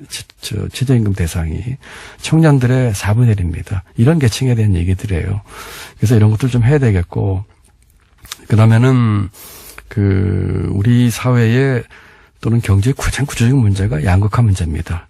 이 문제가 작년에 우리가 성장을 3%를 하고 금년에 3% 목표를 하고 있는데 3%, 4% 성장을 하면 뭐 하겠습니까? 이와 같은 구조적인 문제가 우리 사회와 굉장히 내재하고 있는 한 지속 가능한 성장을 할 수가 없는 것이죠. 그러면서 양극화 문제도 있고요. 지금 우리 공장님께서 질문하신 것처럼 영세 상공인이나 이제 중소기업에 대한 문제가 예. 있습니다. 이 부분이 저희가 가장 신경 쓰는 부분이에요. 예. 그 평균 그동안의 최저임금이 7.4%가 올랐습니다. 매년. 예. 이번에 16.4%가 오르거든요. 너무 한꺼번에 많이 올랐다는 많이 거죠? 올랐다는 얘기죠. 예. 많이 오른 부분이 뭐 숫자로 얘기하면 그렇습니다. 9% 정도입니다. 예. 그래서 정부가 이제 그 일자리 안정자금이라고 하는 예산을 투입을 해서 그 9% 오른 분에 대해서는 보전을 해줍니다. 물론 30인 미만 그 사업주긴 합니다만은 예. 이와 같은 문제 때문에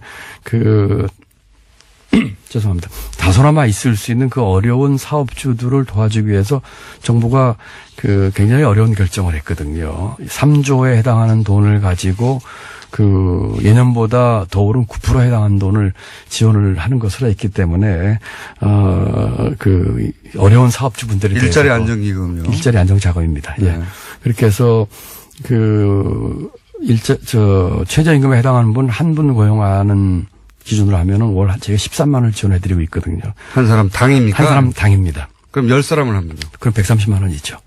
그다음에 플러스 이분들이 이제 고용이 되려면 이제 사회보험에 가입을 해야 됩니다. 그래야지 이제 해당이 되는데 그러면 고용보험이라든지 건강보험 가입을 해야 될 거 아니겠습니까? 네. 그것도 이번에 대폭 저희가 지원해 줍니다.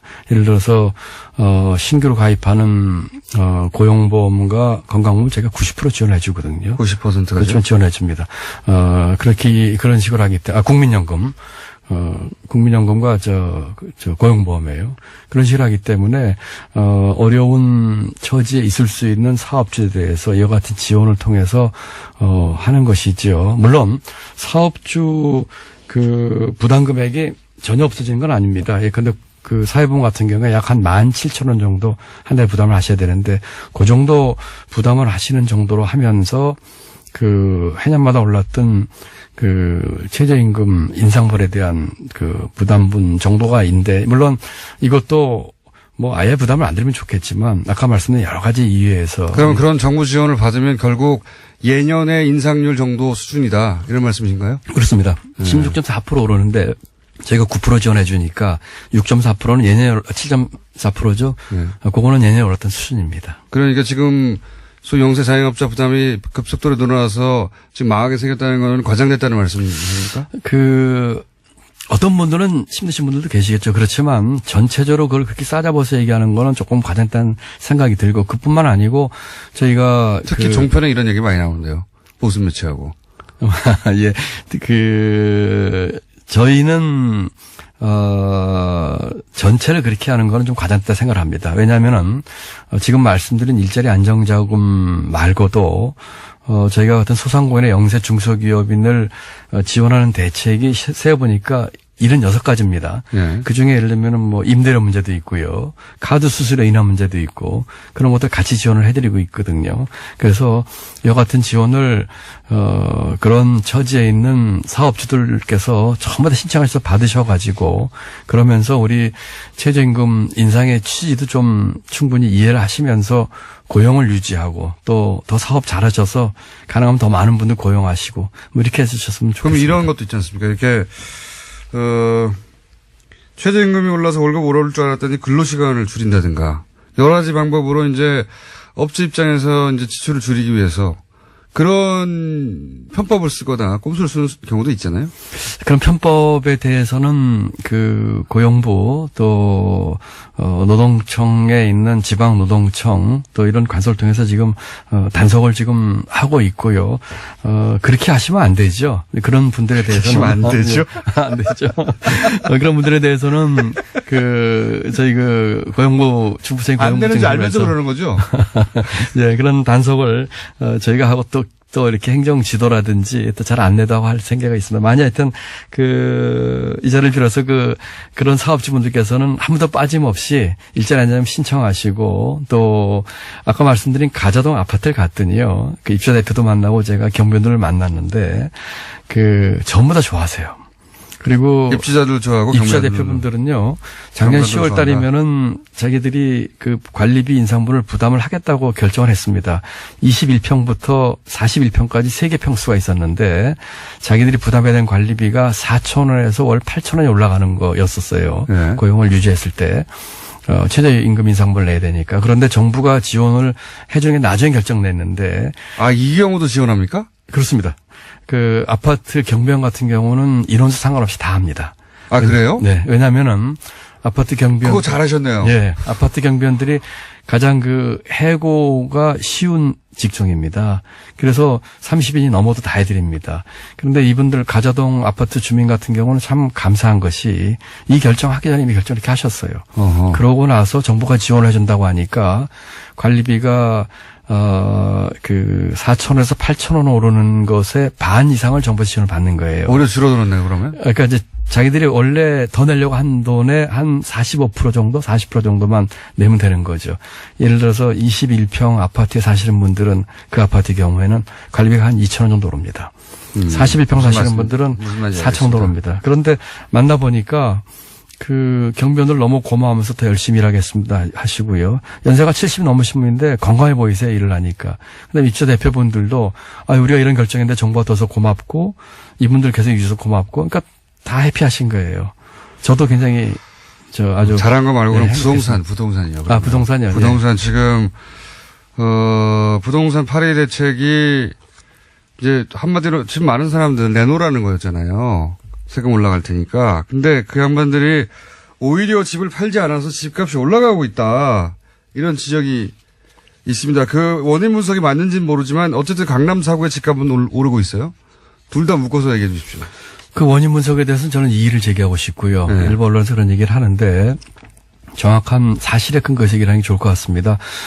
지난 4, 5년 동안에 그 최근 그 부동산 거래 그 기간, 역시 12월이면 12월에 지난 4, 5년 동안의 거래 건수하고 작년 거래 건수를 보면 작년에 더 많습니다. 아, 그래요? 예, 그렇습니다. 그러니까 오히려 초과했습니다. 그렇기 때문에 물론 그 강남 4구에서 가격이 오르는 것을 보니까 또 뭐 정부가 단속하고 하니까 일부 그 중개업소에서 문을 닫는 일도 벌어지니까 이 거래가 안 되는 걸 생각하실지 모르지만 통계상으로는 더 많습니다. 그리고 지금 그 또 하나 재미있는 통계가 강남 4구에서 집값이 오르는데 6억 이상의 고가 아파트가 오르고 있습니다. 그럼 6억 미만의 이하의 그 중저가 아파트는 가격이 그렇게 오르고 그 정도로 오르고 있지 않는. 그럼 어떻게 해석해야 됩니까? 글쎄요, 그거를 저희도 이제 쭉 통계를 보면서 이제 분석을 하고 있는데 투기적 수요가 몰리고 있는 가장 크다고 생각합니다. 왜냐하면은 공급 물량도 늘었습니다. 강남을 비롯해서 수도권 전반적으로 공급 물량도 1% 늘었거든요. 그다음에 아까 말씀드린 것처럼 그런 거래량도 많지는 않지만 얘보다 늘어나는 것도 있고 하기 때문에 저희는 투기적 수요가 가장 큰 원인이라 생각을 하고 있습니다. 그러면 결국 보유세 문제가 나오지 않습니까? 보유세 도입해야 되는 거 아닙니까? 보유세 문제가 간단치가 않습니다. 저희도 여러 가지 검토를 하고 있는데. 보유세는 찬성 여론이 훨씬 높던데요. 찬성률이 훨씬 높죠. 예. 찬성률이 그런 높을 수밖에 없죠. 예. 그렇지만은. 비싼 아파트 있는 분들이 적으니까요. 예. 나머지 분들은 찬성하는 거죠. 네. 아니, 그리고 그 보유세를 올리고자 하는 그런 측면에서 충분히 타당성이 있습니다. 예를 들어서. 근데 왜 고민하는 거죠? 왜 고민하면 이런 거죠.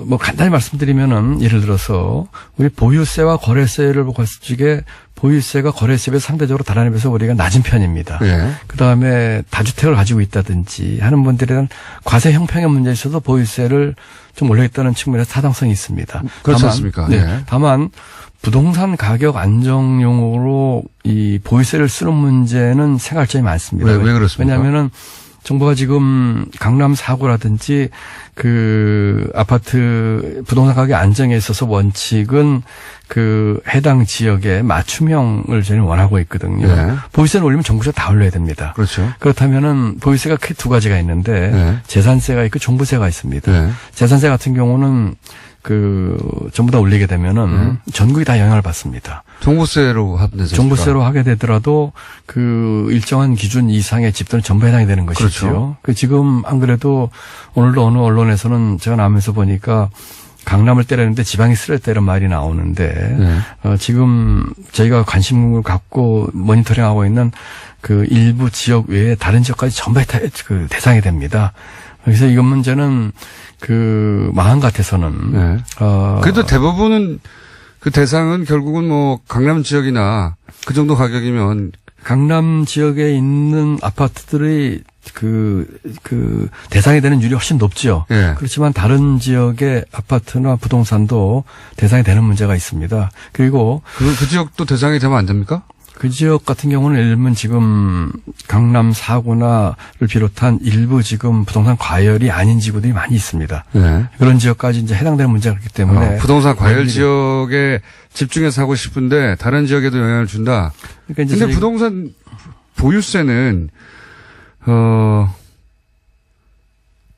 그 특정 일정한 가격 이상을 소유한 사람들한테 일괄적으로 다 적용돼도 되는 거 아닙니까? 지금 그렇게 돼 있죠. 네. 그렇게 돼 있으니까 그리고 예를 들어 가지고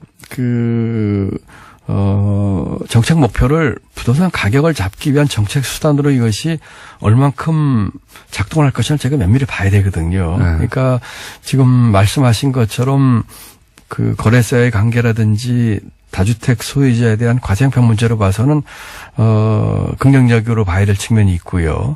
조세 정책 측면에서 봐서는 부동산 가격이나 특정 지역을 타겟으로 하는 것으로는 이것이 어떤 효과가 있을까 면밀히 분석을 좀 해봐야 됩니다. 이게 혹시 보수 매체의 저항이라든가 그런 거는 상관없습니다. 그런 건 상관없습니까? 예, 상관없습니다. 예. 진짜로 상관없어요? 예, 상관없습니다. 부총리님이 아파트 비싼 거 아닙니까 혹시? 저는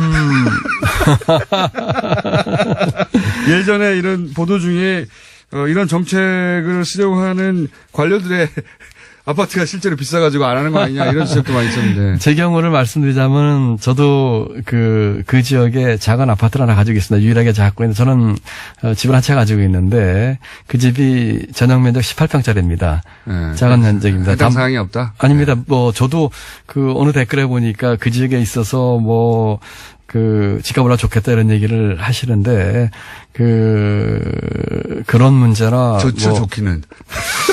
사실은 뭐 별로 뭐 그런 점도 모르겠어요. 집이 하나인 사람들은 네, 집이 하나인데요. 집이 하나 제가 집이 상관이 하나, 없어요, 사실. 집이 하나인데요. 네. 그리고 보수 언론 내지는 이런 것에 대해서 어떤 분들은 그런 얘기를 많이 하십니다. 어떤 언론에 계신 많은 분들은 그 지역과 관련이 많기 때문에 뭐 그런 얘기를 하신다는 얘기도 들리고 하지만은 네. 저희가 정책을 하면서는 그런데 구애받지 않고요. 네.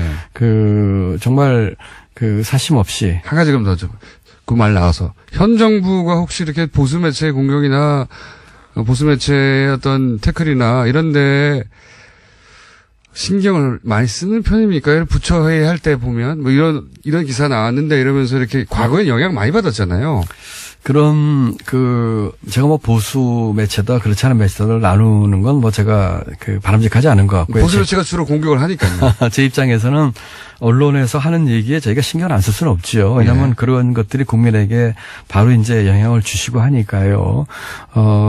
그렇지만은 저희가 정책을 하면서 그런 것에 저희가 참고는 하지만 그것에 영향을 받게 되면은 노무현 정부 때도 계셨으니까 지금 드리는 네. 말씀인데 노무현 정부 때에 비해서 지금 보수 매체의 공격에 그때만큼 신경을 쓴다 안 쓴다? 글쎄요. 이걸 정부 전체를 제가 말씀드리기는 그 위치에 있지 않고요. 네. 제 입장에서는 그런 점에 저희가 고려는 하지만 그것에 대해서 정책에 영향받지는 않는다. 이렇게 네. 말씀드리고 싶습니다. 고려는 하지만 영향을 받지는 않는다. 뭐 옛날보다 덜 쓴다. 덜 쓴다. 글쎄요. 저는 그렇게 생각합니다. 예. 시간이 거의 다 됐는데 네. 아니 예정된 시간 지나갔군요. 예. 지나갔습니까? 예, 뭐 국무회의 하셔야 된다고. 예, 국무회의가 오늘 대선전인데 조금 국무회의는 맨날 하시죠. 하는 거 아닙니까? 맨날은 아니고 매주 하는데 조금 더 하시죠. 매주 하는 거고 처음 나오셨는데. 사실은 저는 그렇습니다. 아까 우리 사진에도 우리 팀장님하고 일하는 게 있었는데 장관들께 출연 요청을 하시던데 저희는 요청을 받지를 못했고 오히려 제가 오히려 제가 우리 직원에게 네.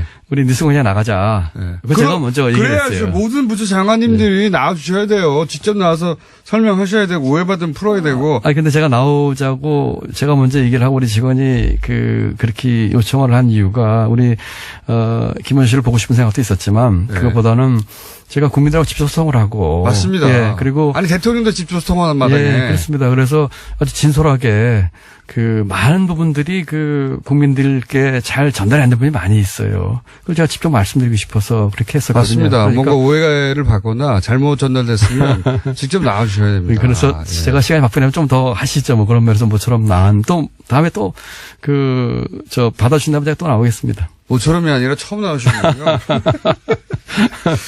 그러니까 아니 그것도 일반인들이 궁금해하는 대목이거든요. 이제 소위 이제 노무현 정부와 비교해서 지금 청와대에는 노무현 정부에 근무하셨던 분들이 많으니까 비교해서 보수 매체가 공격하는 정도는 과거나 지금이나 마찬가지로 많은데 신경 쓰는 정도가 덜하다 이전에는. 글쎄요, 그걸 뭐 제 입장에서 공격이라기보다는 이제 뭐 비판이라고 생각을 하고요. 제가 정부에 있는 당국자가 그렇게 신경 안 쓸 수는 없지만 신경 안 쓸 수 없지만 그런 비판에도 저희가 신경을 쓰지만 그래도 뚜벅뚜벅 저희가 사심 없이 객관적으로 할 일을 한다 이렇게 이해해 주시면 좋을 것 같습니다. 그리고 거기에 내 집이 있어도 예. 개의치 않고 내 집값이 떨어지더라도 그런 정책을 쓸 필요가 있으면 쓴다. 저 같은 경우 집이 한 채인데 그게 오르거나 내려가는 게 집이 여러 채 있는 분들 있지 않습니까? 예. 관료들 중에 그분들 신경 쓰이겠죠. 근데 이제 그것도 너무 이렇게 일리적으로만 말씀하지 마시고요. 예를 들면은 집이 서울에 있었는데 세종에 간 공무원도 있고요. 그러다 보니까 일시적으로 뭐 그런 분도 계시고 또 여러 가지 개인 사정들이 있으시게 그걸 너무 이렇게 싸잡아서 매도하시기보다는 개인 사정이 정부 정책에 미치는 영향이 있는 사람도 봤다. 보긴 봤다. 저는 그렇게 생각하지는 않습니다. 본인은 아니지만 보긴 본 적이 있다. 책임 있는 공직자가 그렇게 하면 안 되죠. 안 되는데 보긴 본 적이 있다. 뭐 제주에서는 제가 없습니다만은 그런 이야기 들은 적은 있다. 들은 적은 있다. 글쎄요. 별로 전 그런 얘기를 들어본 적은 없습니다만 인간관계가 너무 좋으신 거 아닙니까? 국민들이 보시기에는 그런 오해를 또 하실 수도 있으시겠죠. 그런 분도 있을 수 있겠죠, 그죠? 뭐 있을 수 있겠죠. 예. 그러니까 그 정도는 인정하셔야죠. 그래서는 안 된다, 근데. 예, 그래서는 안 되지만, 또 각자 사정에 따라서, 이런저런 돼 있는 것을 너무 또 싸잡아서 이렇게 얘기하시는 것도 좀 가혹할 수도 있습니다만, 그렇지만 이건 분명합니다. 공직자가, 특히 책임 있는 공직자가 국민들이 보시기에 조금 더 도덕적이고, 조금 더 솔선하고 하는 그런 모습은 보여야 되겠죠. 마지막으로 요것만 여쭤보고 보내드릴게요. 석방시켜드리겠습니다. 네. 지금 제가 감옥에 갇혀 있습니까? 네, 기재부가 다스의 3대 주주 아닙니까? 예. 기재부가 사실 하고자만 했으면 이전 정부에서도 실소유주 밝혀낼 수 있었지 않습니까? 기재부가 이제 상속세 때는 물납을 다수 주식을 받아서 지금 19.9%인가요를 지금 3대 주주 소유를 저희는 3% 가지려고 이렇게 노력하고 있는데 이미 19% 가지고 있잖아요. 지금 프란더스계에서 3% 하는데 전혀 문제 없으시잖아요. 그렇게 이 기업의 투명성을 위해서 하는 그런 민간 활동을 충분히 이해를 하고요. 제 말은 기재부가 할 일을 안 했지 않냐? 아니 기재부에서는요. 상속세를 물납을 받아서 주식 가치가 영향을 미치는 주주로서의 모니터링 하는 거는 했다고 생각을 하고요. 다만 이것이 이제 실질 소유자가 누구냐 하는 문제는 지금 검찰에서 지금 수사 중에 있기 때문에. 그럼 이건 어떻습니까? 물납으로 받을 수는 있는데 비상장 주식을 다른 주식 그러니까 상장 주식도 분명히 소유하고 있었고 이 상속세를 낼 주체가. 게다가, 회원권이라든가, 황금성, 훨씬 황금할 수 있는 요건이 강한, 그런 다른 부동산이라든가 할 수 있는데 그거 안 하고 비상장 물납으로 받았다. 그거는 좀 오해건 오해십니다. 지금, 저희가 국세를 받는데 이제 현금이 있으면 받겠죠. 상속세를. 그 다음에가 국공채입니다. 두 번째가. 세 번째가, 상장된 주식입니다. 상장된 주식을 소유하고 있었다고 하더라고요. 상장된 주식을 규제가 있는 상장 주식 근데 제가 알기로는 그것까지는 모르겠으나 아마 그러진 않았을 겁니다. 그다음에 그랬다고 하던데요. 그러지 않았을 겁니다. 왜냐면은 기재부라고 변호해 주시는 거 아닙니다. 제가 그 변호를 생각하고 만약에 제가 잘못했다면 밝혀내야죠. 세 번째가 그다음에 이제 부동산입니다. 그다음에 비상장 주식인데 다만 제도적으로 잘못돼 있는 게 하나 있었어요. 그걸 이번에 고쳤는데 그 부동산에 이제 저당권이 설정됐을 경우에 그 부동산을 물납을 안 받은 겁니다. 저당권 뭐 100만 원 설정돼 있는데 소액이라고 제가 들었는데 네. 근데 그때 규정상 돼 있었어요. 그러다 보니까 이제 비상장을 받았는데 이번에 그래서 그 제도를 고쳐서 그 부동산이라고 하더라도 저당권 여력이 있는 경우에는 저희가 먼저 받도록 비상장 유지도 이렇게 고쳤습니다. 그거는 제가 이번에 시정을 했고요. 기재부가 그 이전 정부 시절에 다스 물납 요건을 굉장히 물렁하게 적용해가지고 비상장주식으로 처리하게 해줘 용인해준 측면이 있다. 이거 꼼수다. 저는 거기 동의하지 않는데요. 네, 잘 몰라서 그러시는 거 아닙니다. 그렇지 않습니다. 제가 그 기재부의 지금 책임자인데. 안하고 청장님하고 한번 붙어보셔야 될 것 같은데. 우리 안홍구 청장은 뭐 저하고 공무원 시험도 동기고요. 네. 뭐 아주 훌륭하신 분이고. 그분은 백수예요. 총리가 됐지만 부총님은 안 청장은 이제 국세청에서 대구 청장까지 하셨죠. 아주 훌륭하신 분이고. 네, 그분은 이게 봐줬다고 하던데요. 이거. 아닙니다. 그거는 네. 물론 제가 이제 그 일에 직접 관여하고 있지는 않습니다만 이런 거죠.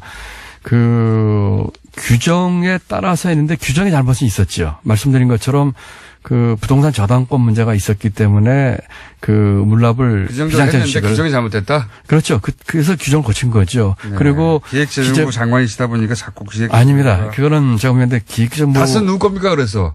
그거는 이제 검찰에서 밝혀지겠죠. 그거 어떻게 생각하십니까 개인적으로는? 개인적으로 제가 뭐 별 생각이 없고요. 제가 생각 있으시겠죠. 아닙니다. 제가 넘어가기 전에 기재부 얘기를 드리자면은 제가 기재부에서 오랫동안 공직생활을 했는데요. 제가 20대 중반부터 했으니까요. 기재부 공무원들이 뭐 혹시 실력이 부족하거나 뭐 그럴 때는 있을지 모르겠지만 적어도 이런 문제에 있어서 불편하거나 부당하거나 편법적으로 처리하고 그러진 않습니다. 그러니까 그런 적은 있습니다. 장관님은 안 그러신 것 같고 네. 장관님 주변에도 안 그러신 것 같은데 네. 그럴 사람도 있을 수도 있습니다. 네, 그거는 인정합니다. 그러니까요. 그런 사람들이 그렇게 했을 수도 있어요. 네, 네. 그건 뭐 인정합니다. 어쨌든 다스가 근데 누구인지 모르신다고요? 예, 저는 지금 누구 걸 것 같습니까? 그럼? 뭐 그거는 제가 이 자리에 사람이 와서 그런 얘기하는 거는 뭐 적절치 않고 앞으로 이제 검찰 지금 수사 중이고 국세청 세무조사까지 있으니까. 네. 그래도 뭐 짐작은 있으시죠, 짐작은. 글쎄요, 저는 사실은 솔직히 말씀드려서 다스라는 것에 대한 내용을 안 게 불과 몇 년 안 됩니다. 그 전에 이런 게 있는지도 몰랐어요. 다스 누구 겁니까? 묻기 시작한 게 얼마 안 됐어요. 예. 네, 그렇습니까? 어쨌든 다스란 자체에 대해서도. 잘 모르신다? 예. 아니, 지금 어쨌든 검찰의 수사 중이니까. 짐작이 있잖아요, 짐작이. 개인 짐작. 지배하시게 정하는데, 검찰 수사 이제 국세청 세무조사를 보시죠. 곤란하시네요. 네. 예. 근데 우리 공장님이 물어보시면 물어보시고, 제가 하고 싶은 얘기는 하나도 못하게 하시는 것 같으네요. 많이 하셨어요. 그렇습니까? 진짜로. 근데 네. 보니까 방송에 맞는 체질이신데요. 그렇습니까? 네. 예. 자주 나오셔야 될 것 같아요. 예, 제가 자주 나오겠습니다. 그리고 말씀드린 것처럼 국민하고 직접 소통하고 싶습니다. 그리고 저희가 하고 싶은 일 알려드리고 싶고요. 예를 들어서 월간 김동연 어떻습니까? 월간 김동연. 예, 고려해 보겠습니다. 한 달에 한 번 정도는. 한 달에 한 번 나와가지고. 하시죠, 뭐.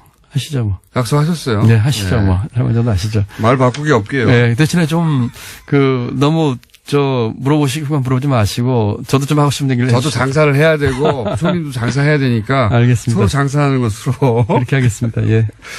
자, 예정된 시간을 훌쩍 넘어가지고, 국무회의가 뭐가 중요하냐. 직접 국민과 만나야 한다.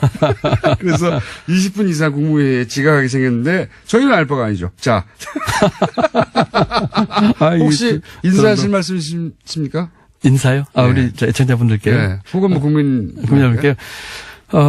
예, 새해 복 많이 받으시고요. 이렇게, 뉴스공장을 통해서 우리 국민여러분들과 이렇게 직접 소통에 대해서 정말 반갑고, 감사한 생각입니다.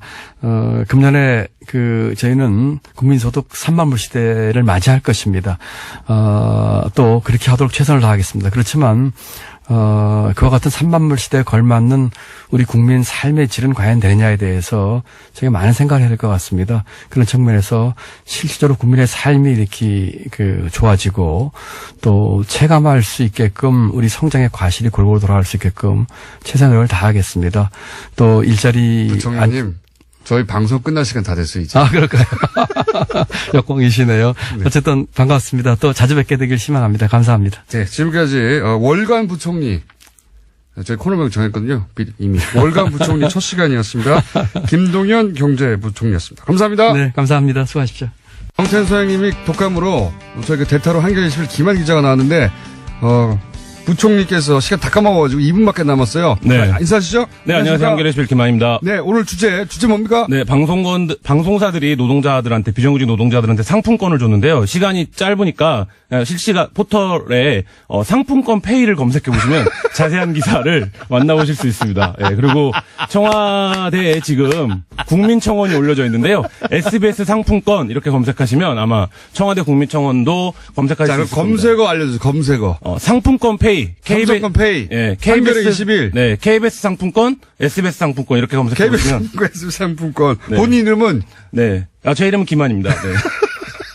2분밖에 없으니까 굉장히 쫓기네요, 마음이. 예. 한겨레 21도 좀 검색해 주십시오. 예. 한겨레 21에 네. 기사로 나왔습니까? 네, 그렇습니다. 저희가 2주에 걸쳐서 지금 기사로 쓰고 있고요. 저희가 기사 양지열 변호사는 1분만 해도 다 했어요. 네, 좀 당황스럽네요. 2분밖에 안 남은 상태에서 스튜디오 들어오니까, 예. 방송사들이 외주제작사 비정규직 노동자들한테, 이례적이지 않게 공공연하게 상품권을 지급해왔고. 지상파들이. 네, 그렇죠. 이제, 돈을 줘야 되는데. 네. 돈 대신에 상품권을 줬다. 네. 지상파들이. 이런 내용입니다. 이걸 이제 한겨레 21이 특종을 한 거죠? 네, 그렇죠. 저희가 이제 단독으로 보도를 했고, 예. 저희가 이제 보도를 한 건 방송계 갑질 119라고 예. 방송사 이제 비정규직 노동자들이 모여서 몇 분 남은 거죠, 지금? 네, 직장 갑질을 고발하는 채팅방을 운영 중인데요. 예, 거기서 올라온 제보들을 바탕으로 해서 네. 저희가 취재를 통해서 방송사들이 원래 근로기준법상의 임금은 현금으로 주게 되어 있습니다. 네. 그거 이제 법으로 정해져 있는데요. 그걸 어기고 이들이 프리랜서라는 검색어는 이유로 시간 다 됐어요? 예, 상품권 페이, KBS 상품권, SBS 상품권, 한겨레 21 검색해 주십시오. 게다가 이것은 청와대 국민청원. 청원 받고 있다. 네. 다 했네요. 예. 네. 앞으로 이렇게 2분 내에 하는 걸로 하죠. 네, 검색어 많이 김한 기자였습니다. 네, 감사합니다. 내일 뵙겠습니다. 안녕!